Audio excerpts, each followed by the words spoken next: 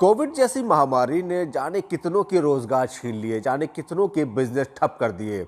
और ये सिलसिला अभी से नहीं, पिछले 2 साल 3 साल से चलता आ रहा है और पता नहीं आगे ये सिलसिला कब तक चलेगा। जाने कितनों के परिवार बेघर हो जाएंगे और कितने पढ़े लिखे लोग ठेले लगाने पर मजबूर हो जाएंगे। इस वक्त हम अगर बात करेंगे तो सिर्फ जिम को लेकर हम यहाँ पर आखिर क्यों बात कर रहे हैं, क्योंकि मैं बता दूं कि कोविड की गाइडलाइन के अनुसार जिस भी शहर में, जिस भी जगह पर 1 लाख से ज़्यादा अगर केसेस निकलते हैं तो जिलाधिकारी डीएम को पावर है कि वो वहाँ पर अपने मन चाहे जगह पर रोक लगा सकती है, चाहे वो जिम हो, सैलून हो, मॉल हो या फिर मार्केट हो। लेकिन यहाँ पर सिर्फ जिम पर ही पूरी तरीके से प्रतिबंधित किया गया है। आखिर क्यों?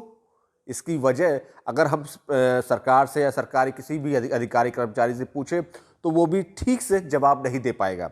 लेकिन जिम बंद होने से जो सबसे बड़ी समस्या, जो सबसे बड़ी प्रॉब्लम आ रही है वो जिम ट्रेनर की आ रही है। लाखों करोड़ों रुपए लगाकर जिम तैयार करते हैं। जिम का एक छोटा सा नज़ारा आपको दिखाना चाहूँगा। ये मशीनें कोई 100-200 रुपए की नहीं मिलती है, ना कि 1000 की मिलती है। लाखों रुपए, करोड़ों रुपए इस मशीनों में लगाया जाता है, तब जाके जिम तैयार होता है। और जिम का जो ट्रेनर होता है वो भी काफ़ी मुश्किलों के बाद एक ट्रेनर बनता है, पूरी तैयारी करता है एजुकेशन की, यहाँ तक कि फिटनेस की भी। इसी के साथ पूरे विषय में हम बात करेंगे। हमारे साथ एक ट्रेनर भी मौजूद है। पहले मैं दिखाना चाहूँगा, ये ट्रेनर है, इनसे हम बात करेंगे आखिर जिम बंद हुआ है इससे क्या इनको परेशानियाँ हो रही है। आपका एक छोटा सा परिचय।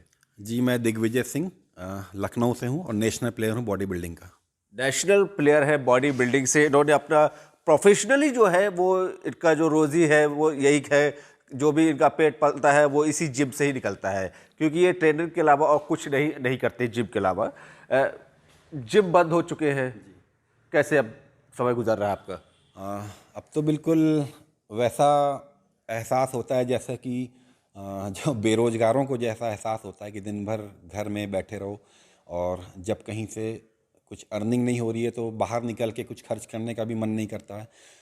खर्चे लगातार वही रहते हैं, चाहे वो घर के खर्चे हों चाहे बाहर के। और जब आमदनी बिल्कुल भी बंद हो जाए तो बिल्कुल असहाय सा मैं और मेरे जैसे कई मेरे साथी हैं पूरे प्रदेश में और देश में, वो महसूस कर रहे होंगे आज।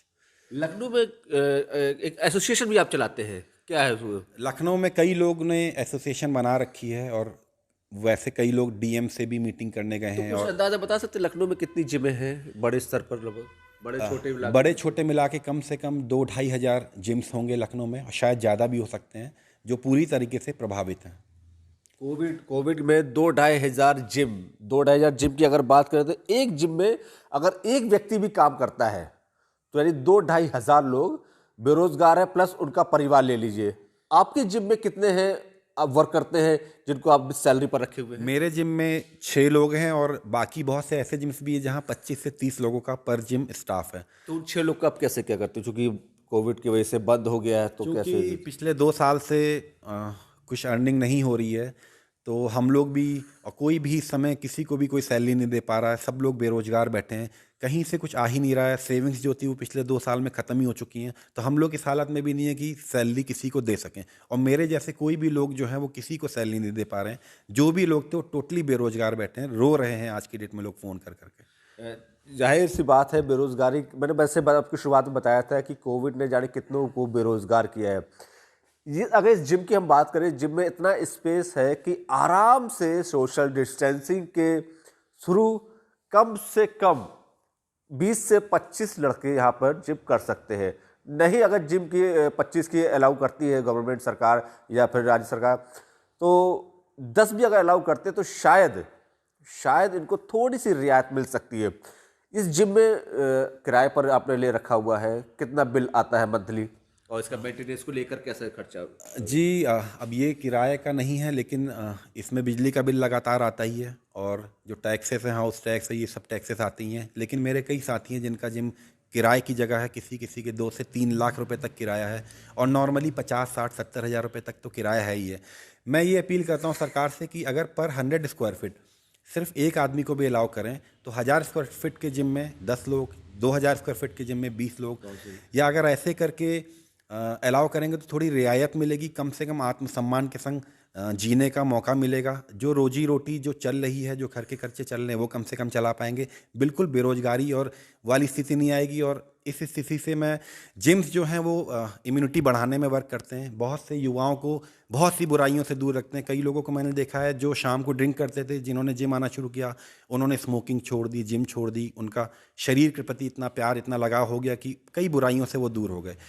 आज जिस हालत में देश के जिम इंडस्ट्री है, मैं सरकार से यही सवाल पूछता हूं कि सरकार जो है वो अपराध का विरोध करती है, अपराध को रोकने में कहती है कि हमने हर कारगर काम किया है। अगर भूख से मरता हुआ आदमी छीन के खाने की कोशिश करेगा तो उसको अपराध की किस श्रेणी में सरकार या कोर्ट रखेगी? ये एक सवाल मेरा सरकार से है।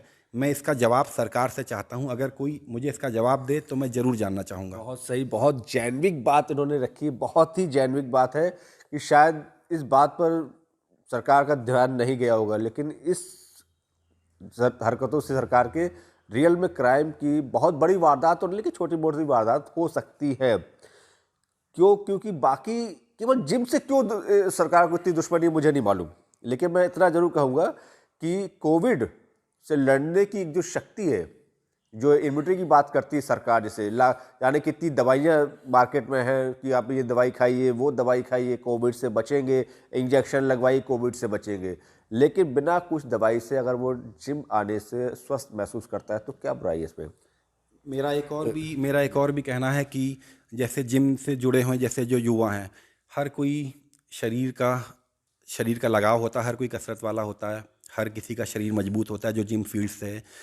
हम लोग या मेरे जैसे और भी लोग अगर अपने बच्चे को भूख से रोता देखेंगे, अगर अपने बच्चे की स्कूल की जो फीस का प्रेशर आ रहा है उसको देखेंगे, माँ बाप अगर किसी के बूढ़े हैं उनकी दवाइयों का खर्चा देखेंगे, और अगर ये खर्चे हमारे पूरे नहीं हो रहे हैं तो हम लोग अगर इसको छीनते हैं कहीं से, कोई ऑप्शन नहीं बचेगा। हम लोग भीख भी नहीं मांग सकते, बेरोजगारी भत्ते में भी हम लोग नहीं आते हैं, हम लोग जाके जो सरकार 2 बार राशन दे रही है हम लोग वो भी नहीं लेते हैं। हम लोग अगर छीनते हैं तो हमको क्या, इस अपराध की क्या सज़ा दी जाएगी? मैं सरकार से यही एक अपील करता हूं कि इन बिंदुओं पे ध्यान दे, हम लोगों की इस बात को सुने, समझे, दिल से समझे। एक वोट हमारा भी होता है, हमारे परिवार वालों का भी होता है, जिससे सरकार बनती बिगड़ती है। हमने भी कहीं वोट दिया होगा, इस लोकतंत्र में हमने भी कहीं साथ दिया होगा इसको आगे बढ़ाने में, तो हम लोगों का भी साथ सरकार दे। यही मैं अपील करता हूँ सरकार से हाथ जोड़ के। एक लास्ट सवाल, मान लीजिए डीएम ने ऑर्डर दे दिया कि आप जिम खोल सकते हैं कुछ गाइडलाइन के अनुसार, तो कैसे उस गाइडलाइन का पालन करेंगे, किस तरीके से? मैं यही चाहूँगा कि जितने भी जिम वाले हैं उनसे भी यही अपील करूँगा कि जिम में कम से कम स्लॉट बना के लोगों को बुलाएं। जैसे जिसका जिम है पर 100 स्क्वायर फीट एक आदमी ही बुलाएं। अपने अपने जिम्स का एरिया सभी को मालूम होता है, वो लोग अपने स्क्वायर फीट के एरिया के हिसाब से कैलकुलेट करके अपने लोग बुला सकते हैं।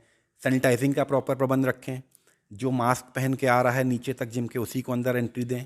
जिनके बारे में लोग जानते हैं कि मास्क नहीं पहनते हैं उनको एंट्री ना दें। जो लोग डबल वैक्सीनेटेड हैं उन्हीं लोगों को एंट्री दें, और प्रॉपर सैनिटाइजेशन जिम्स का कराएं। अगर ये सभी चीज़ें लोग कराते हैं तो जैसे कि सलून्स चल रहे हैं, रेस्टोरेंट्स चल रहे हैं, अब स्कूल खोलने की भी मांग कर रहे हैं स्कूल के जो प्रबंधक हैं, जैसे ये सब चीज़ें चल रही हैं वैसे ही जिम्स भी चल सकते हैं। जिम्स हमेशा लाभदायी रहें लोगों के स्वास्थ्य के लिए, कभी भी हानिकारक नहीं रहें।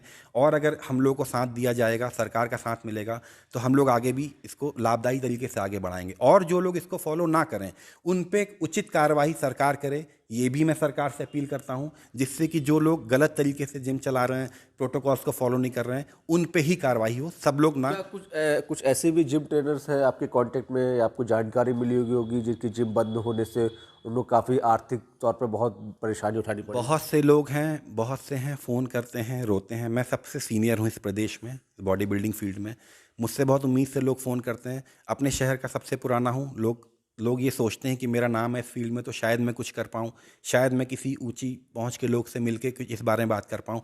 बहुत से लोग हैं जिनके जिम्स बंद हो गए हैं, बिक गए हैं, ठेला लगाने पे मजबूर हो गए हैं, लोग बिल्कुल बेरोजगार हो गए हैं, कुछ लोग नशे में डूब गए हैं।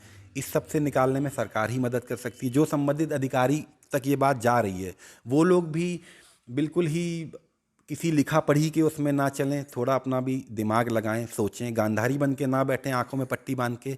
अगर वो गांधारी भी बने बैठे तो मैं ये अपील करता हूँ, मेरी आवाज़ उनके कानों तक पहुँचेगी कि हम लोग रो रहे हैं, तड़प रहे हैं, परेशान हो रहे हैं, मैं और मेरे कई भाई जो हैं परेशान हैं, उनकी मदद की जाए। बहुत बहुत शुक्रिया आपसे हमसे बात करने के लिए। ये जिम की वो दास्तान है जो अभी तक सरकार के कानों तक नहीं पहुंची थी। हमारे साथ बात करने वालों को पहले मैं एक फ़ोटो इनकी दिखाना चाहूँगा। इस सामने फ़ोटो लगी हुई है।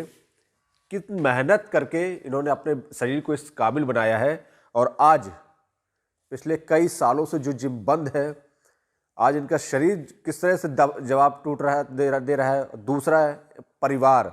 सबसे इम्पोर्टेंट होता है परिवार। हम अपने आप को तो संभाल सकते हैं, लेकिन परिवार और बच्चों को संभालना बड़ा मुश्किल हो जाता है जब हम उनकी इच्छाओं को पूरी ना कर सकते हैं। इसके साथ ही मैं सरकार और जिलाधिकारी से अपील भी करूंगा, जितनी जल्दी हो सके वो जिम पर विचार रखें और अपनी गाइडलाइन जारी करके जिम की ओपनिंग यानी शुरुआत खोलने की इजाज़त दे दें। देवेंद्र प्रताप सिंह, प्रभात साक्षी, लखनऊ। अगर आप भी लेना चाहते हैं देश दुनिया की तमाम जानकारी तो आज ही सब्सक्राइब करें हमारे चैनल को।